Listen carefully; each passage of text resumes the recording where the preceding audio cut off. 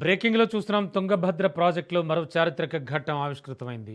Project కొత్త గేట్లు ప్రారంభమయ్యాయి. తుంగభద్ర డ్యాం గేట్లను ముగ్గురు సీఎంలు ప్రారంభించారు. 17వ గేటు కేంద్ర మంత్రి పాటిల్ ప్రారంభించారు. 18వ గేటు కర్ణాటక సీఎం డీకే శివకుమార్, అలాగే 19వ గేటు ఏపీ సీఎం చంద్రబాబు, 20వ గేట్ను తెలంగాణ సీఎం రేవంత్ రెడ్డి ప్రారంభించారు.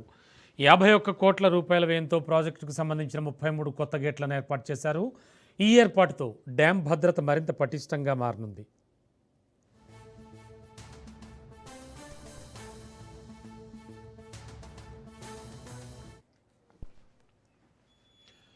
2024లో భారీ వరదలతో డ్యాంకు చెందిన 19 గేట్లు కొట్టుకుపోయాయి. ఆ సమయంలో జలాశయం నుంచి నీరు వృధా కాకుండా నిరోధించేందుకు సీఎం చంద్రబాబు ఆదేశాల మేరకు సీనియర్ ఇంజనీర్ కన్నయ్య నాయుడు నేతృత్వంలోని నిపుణుల బృందం అత్యవసర చర్యగా స్టాప్ లాక్ గేట్ను విజయవంతంగా అమర్చింది. ఎన్డీఎస్ఏ నివేదిక ఆధారంగా ఏపీ, కర్ణాటక ప్రభుత్వాలు పునరుద్ధరణ పనులకు అత్యంత ప్రాధాన్యత ఇచ్చి అనుకున్న సమయానికి గేట్ల మార్పిడిని పూర్తి చేశాయి.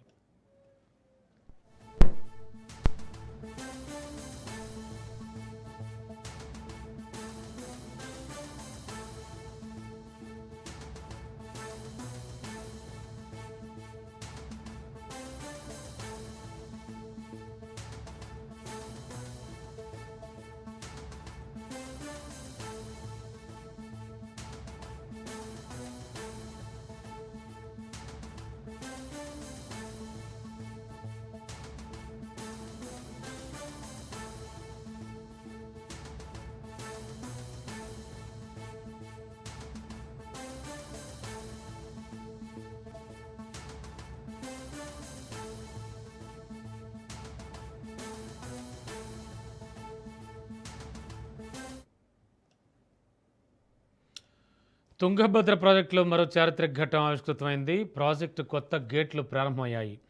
తుంగభద్ర డ్యాం గేట్లను ముగ్గురు సీఎంలు ప్రారంభించారు. 17వ గేటు కేంద్ర మంత్రి పాటిల్, 18వ గేట్ను కర్ణాటక సీఎం డీకే శివకుమార్, 19వ గేట్ను ఏపీ సీఎం చంద్రబాబు, 20వ గేట్ను తెలంగాణ సీఎం రేవంత్ రెడ్డి ప్రారంభించారు. 51 కోట్ల రూపాయల వ్యయంతో ప్రాజెక్టుకు సంబంధించిన 33 కొత్త గేట్లను ఏర్పాటు చేశారు. కొత్త గేట్ల ఏర్పాటుతో డ్యాం భద్రత మరింత పటిష్టంగా మారనుంది.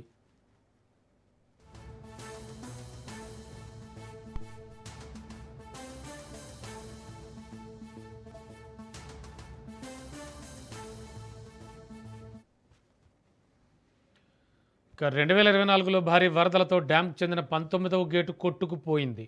ఆ సమయంలో జలాశయం నుంచి నీరు వృధా కాకుండా నిరోధించేందుకు సీఎం చంద్రబాబు ఆదేశాల మేరకు సీనియర్ ఇంజనీర్ కన్నయ్య నాయుడు నేతృత్వంలో నిపుణుల బృందం అత్యవసర చర్యగా స్టాప్ లాక్ గేట్ను విజయవంతంగా అమర్చగలిగింది. ఎన్డీఎస్ఏ నివేదిక ఆధారంగా ఏపీ, కర్ణాటక ప్రభుత్వాలు పునరుద్ధరణ పనులకు అత్యంత ప్రాధాన్యత ఇచ్చి అనుకున్న టైంకే గేట్ల మార్పిడిని పూర్తి చేయగలిగాయి.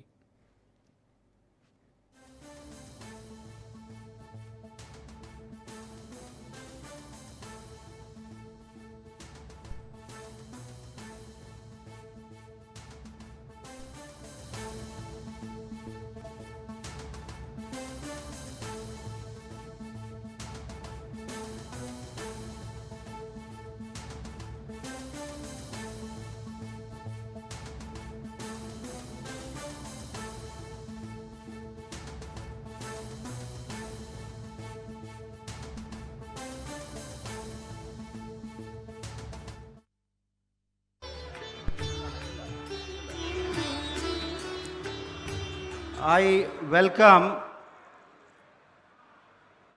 Shri Basuraj Horatri, Honorable Chairperson, Legislative Council for this function.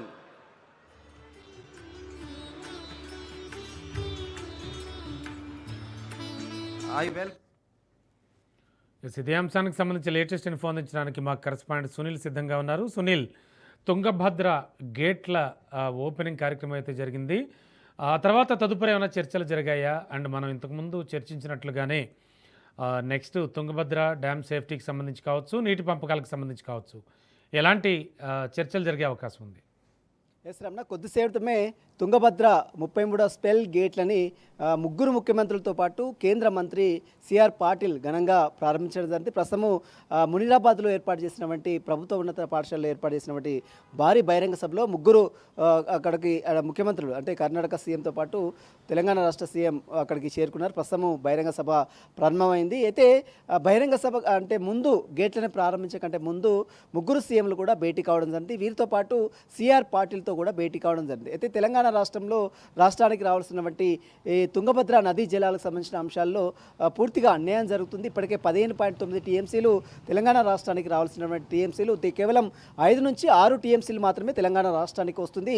ఇందులో తీవ్ర అన్యాయం జరుగుతుంది కాబట్టి తుంగభద్ర సంబంధించినటువంటి బోర్డు ఖచ్చితంగా సమావేశాన్ని ఏర్పాటు చేయాలి. పూడికలు సంబంధించినటువంటి పనులను ప్రారంభించేందుకు కర్ణాటక ప్రభుత్వము సమన్వయంతో కృషి చేయాలంటూ కూడా ముఖ్యమంత్రి రేవంత్ రెడ్డి కొన్ని అంశాలను కూడా ప్రతిపాదించినట్లు కూడా సమాచారం తెలుస్తుంది. దీంతో పాటు ఆర్డీఎస్ యాయకట్టుకు సంబంధించినటువంటి సేఫ్టీకి సంబంధించినటువంటి అంశాలపై కూడా అటు కేంద్ర మంత్రితో పాటు అదేవిధంగా ఆంధ్రప్రదేశ్ ముఖ్యమంత్రి అటు కర్ణాటక ముఖ్యమంత్రితో కూడా ముఖ్యమంత్రి రేవంత్ రెడ్డి చర్చించినట్టు కూడా సమాచారం తెలుస్తుంది. ప్రస్తుతం అయితే సమావేశం అంటే వాళ్ళ చర్చలు అయితే కంప్లీట్ కావడం జరిగింది. ప్రస్తుతం అయితే తుంగభద్ర 33వ స్పెల్ గేట్స్ని ఘనంగా ప్రారంభించారు. 2024లో ఒక డ్యామ్ సంబంధించినటువంటి తుంగభద్ర డ్యామ్ సంబంధించినటువంటి గేట్లు కొంత కొలాప్స్ కావడం జరిగింది. 19వ గేటు పూర్తిగా డ్యామేజ్ అయిన నేపథ్యంలో అన్ని గేట్లను కూడా పూర్తిగా పునరుద్ధరించాలంటూ కూడా నిపుణుల కమిటీ సూచించింది. ఇందులో భాగంగానే 50 కోట్లతో మొత్తం తుంగభద్ర డ్యామ్ సంబంధించినటువంటి గేట్లని పూర్తిగా 33 స్పెల్ గేట్లని ఈరోజు పూర్తిగా కంప్లీట్ చేసి ఈరోజు ఘనంగా ముగ్గురు ముఖ్యమంత్రులు కర్ణాటక, ఆంధ్రప్రదేశ్ అదేవిధంగా తెలంగాణ రాష్ట్ర ముగ్గురు ముఖ్యమంత్రులతో పాటు కేంద్ర మంత్రి సిఆర్ పాటిల్ కూడా ఘనంగా వాటిని ప్రారంభించారు. ప్రస్తుతము మీటింగ్ అయితే అక్కడ ఏర్పాటు చేసినటువంటి మునిరాబాద్ పాఠశాలలో ప్రభుత్వ పాఠశాలలో ఏర్పాటు చేసినటువంటి భారీ బహిరంగ సభలో ముగ్గురు ముఖ్యమంత్రులు అక్కడికి వెళ్ళారు. ప్రస్తుతం సమావేశం స్టార్ట్ అయింది.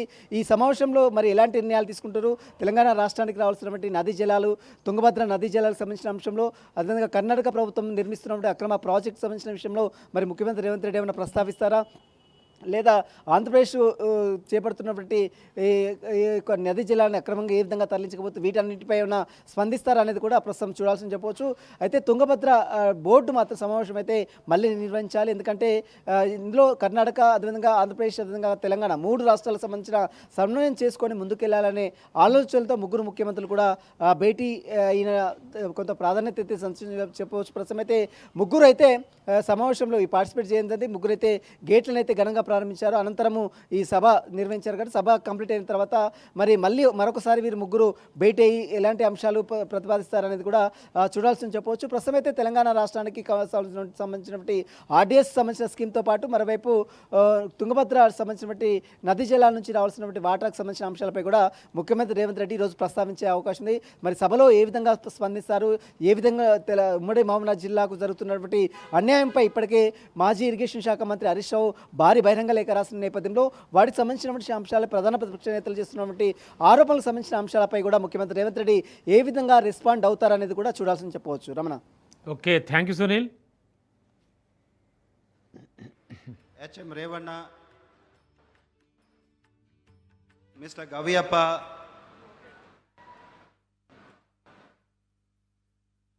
Shri Hampangowda Badarli, Shri Nasir Ahmed, Shri G.S. Patil, Srimati Lata Malikarjuna, Shri Rajshekhar Hitnal, Member of Parliament for Koppal, Shri Basuraj Rai Reddy, former Minister and Senior Leader, Shri Baswangowda Badarli, MLC,